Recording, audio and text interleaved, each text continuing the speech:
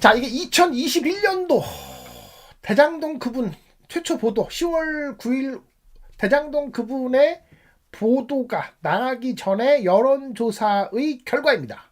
이 당시 윤석열은 고발 사주 의혹으로 대단히 궁지에 몰려 있었고요.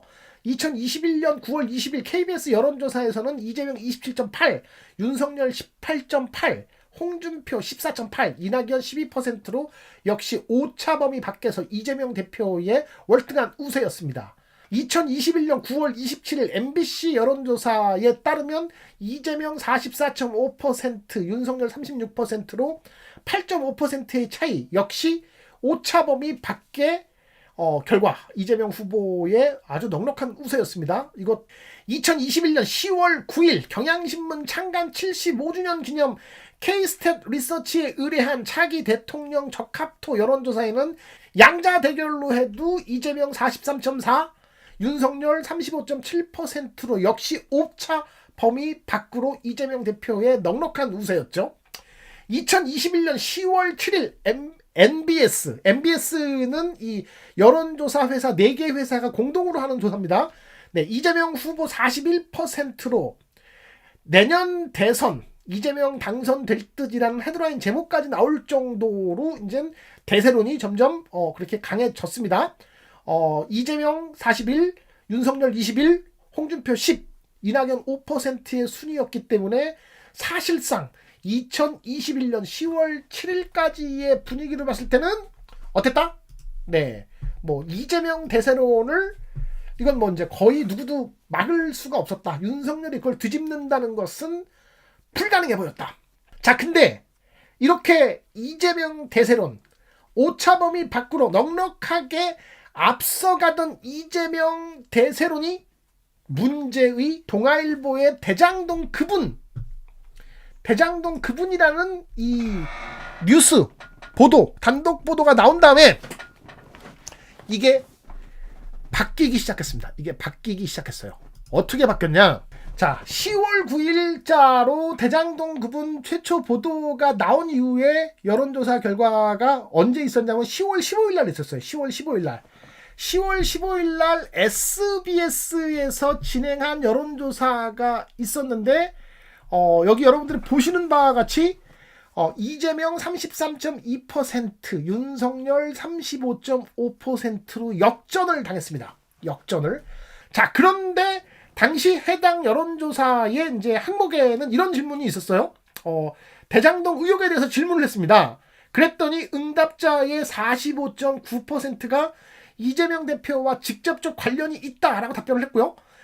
이재명 후보의 관리 책임이 있다라는 답변도 14.3%, 심지어 전임 정권, 문재인 정권의 부패 세력 게이트다라는 답변까지 16.8%씩이나 나왔습니다. 심지어 어떤 얘기까지 나왔냐면은 당시에 민주당 지지자 4명 중에 1명꼴로, 그 다음에 그 호남 지지자, 호남에 있는 사람들의 3명의 1명꼴로는 이게 이재명 대장동에 관련해서 이재명 후보의 책임론까지 당시에 거론이 되기 시작했을 정도였습니다. 이건 동아일보의 이 대장동 그분 자체가, 이 보도 자체가 이 대선판에 대단히 심각한 영향을 미쳤다라는 것을 저희가 직접적으로 확인할 수 있는 결과였고요.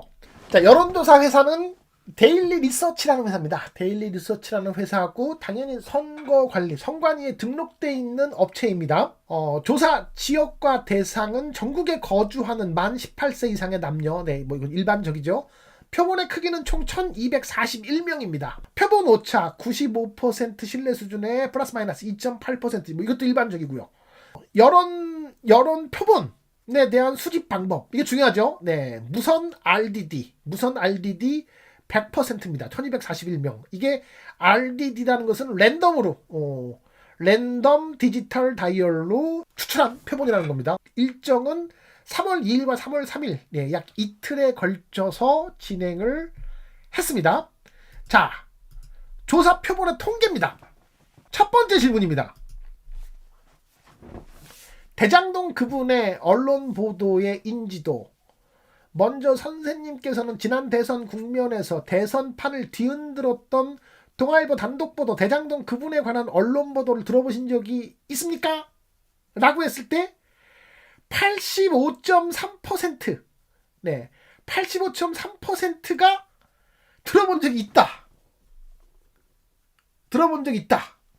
네, 엄청난 겁니다. 들어본 적이 있다. 들어본 적이 있다. 네. 그러니까 총 1200 몇 명 중에서 1000명이 넘는 1057명이 이 대장동 그분이라는 언론 보도를 인지했다는 겁니다. 네. 들어본 적 없다가 11.6%, 잘 모르겠다가 3.1%. 그러니까 이거는 굉장히 상식선에 맞는 어떤 여론조사 결과가 나온 것이다 하고요. 자, 여기서부터 이제 중요합니다. 대장동 그분 동아일보의 언론 보도가 지지 후보 결정에 영향을 미쳤는가의 여부. 그래서 그럼 이른바 대장동 그분에 관한 언론 보도가 지난 대통령 선거에서 여러분이 지지하는 후보를 결정하는데 영향을 미쳤나요? 아니면 영향을 미치지 않았나요? 자, 85%가 들어봤는데 이 중에서 45.7%가 영향을 미쳤다고 했습니다. 그 다음에 50.9%가 영향을 미치지 않았다고 했습니다. 거의 절반에 육박하는 사람이 이 동아일보의 언론 보도가 대장동 그분이라는 언론 보도가 영향을 미쳤다는 거예요. 그럼 대장동 그분에 대한 보도를 접하고 난 뒤 귀하께서는 대통령 선거에서 지지 후보를 바꾸셨습니까? 23.1%가요. 23.1%가 지지 후보를 바꿨다고 했습니다. 23.1%가 유권자 중에 최소한 4명 중에 4명에서 5명꼴로 1명 정도가 4명에서 5명에 4.5명의 1명꼴로 그 대장동 그분 때문에 원래는 내가 찍으려고 했던 후보에서 바꿨다는 겁니다. 적어도 중도에 있는 후보들한테는 굉장히 치명적이고 크리티컬한 영향이 됐을 것이다 라고 볼 수가 있고, 뭐 일부 민주당 지지자, 당시에 민주당을 소극적으로 지지했던 사람들 중에서도 이 문제 때문에 투표를 포기했거나 아니면 그냥 뭐 예를 들어 심상정을 찍는다든가, 차마 윤석열을 찍을 수 없으면 뭐 예를 들어 심상정을 찍는다든가 이렇게 갔을 가능성이 저는 꽤 있다고 합리적인 판단을 할 수가 있는 거죠. 지지 후보 대장동 그분이라는 보도를 접하고 나서 나는 대통령 선거에서 지지 후보를 바꿨다라는 게 무려 23.1%였어요. 자, 그리고 만약 대통령 선거가 있기 전에 이재명이 대장동 그분이 아니라는 사실을 알았다면 지지하는 후보를 바꾸었을까요? 아니면 바꾸지 않았을까요? 네, 22.3%가 지지하는 후보를 바꾸었을 것입니다. 네.